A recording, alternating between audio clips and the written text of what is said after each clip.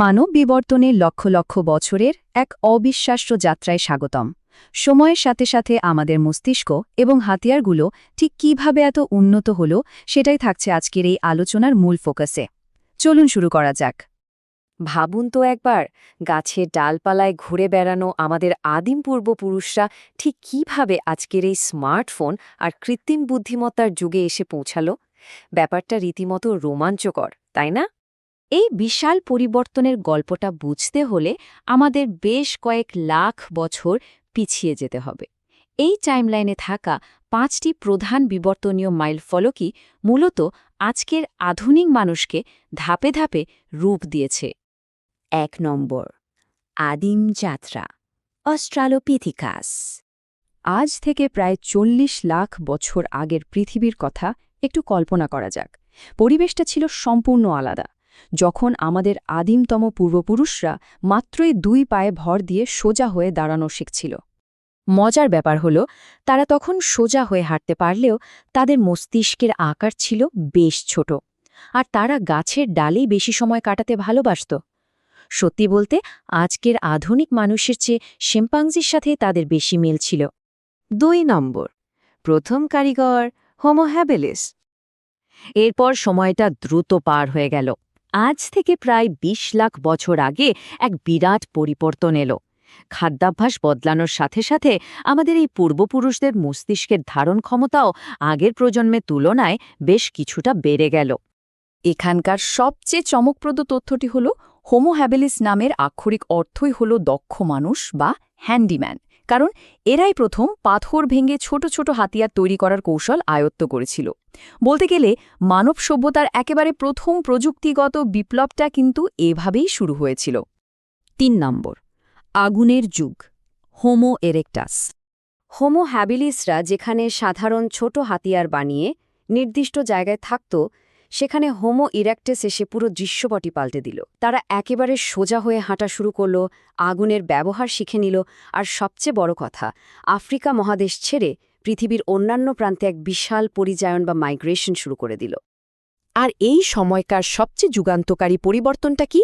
তাদের মস্তিষ্কের আকার অবিশ্বাস্য রকম বেড়ে যায়, যা ভবিষ্যতের জটিল সব সমস্যা সমাধানে একেবারে মূল ভিত্তিটা তৈরি করে দিয়েছিল।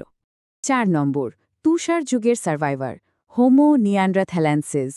এবার আসা যাক আমাদের খুব কাছের এক আত্মীয়র কথায়।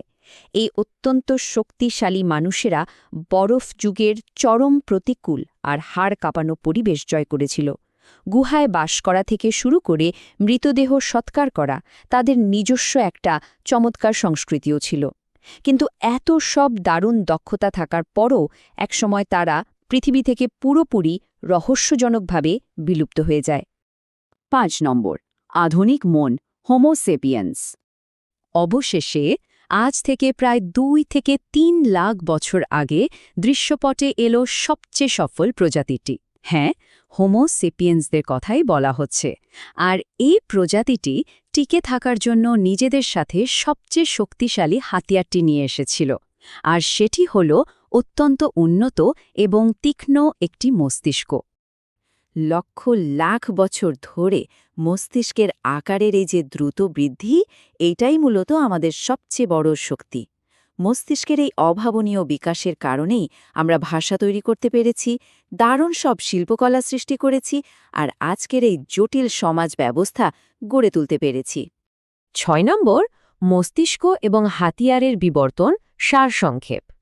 তাহলে বিবর্তনের এই পুরো রোমাঞ্চকর গল্পটা থেকে আমরা কি শিখলাম? মূলত 3টে ব্যাপার। প্রথমত, মস্তিষ্কের আকার বড় হওয়ার সাথে সাথে আমরা আরও বুদ্ধিমান হয়েছি।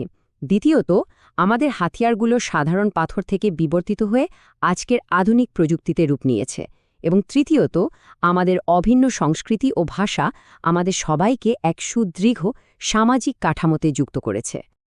তবে মনে রাখতে হবে, বিবর্তনের এই যাত্রা কিন্তু এখনও থেমে নেই। আমরা আজও আমাদের পরিবেশ আর দ্রুত পরিবর্তনশীল প্রযুক্তির সাথে খাপ খাইয়ে চলছি। তাহলে সবচেয়ে কৌতূহলোদ্দীপক প্রশ্নটি হল, এই ধারা অব্যাহত থাকলে সুদূর ভবিষ্যতে মানুষকে দেখতে ঠিক কেমন হবে? সত্যিই দারুণ একটা ভাবনার বিষয়। আমাদের বিবর্তনের এই ধারা এবং জীববিদ্যার ইতিহাস জানাটা কিন্তু শুধু কৌতূহল মেটানোর জন্যই নয়, বরং এটি আমাদের নিজেদের শরীর ও স্বাস্থ্য সম্পর্কে সচেতন হতেও সাহায্য করে। সঠিক জ্ঞান থাকলে অনেক সময় নানা রোগ ব্যাধি থেকে নিজেকে সুরক্ষিত রাখা যায়, এমনকি সঠিক সময়ে সঠিক সিদ্ধান্ত নিয়ে একটি জীবনও বাঁচানো সম্ভব হতে পারে।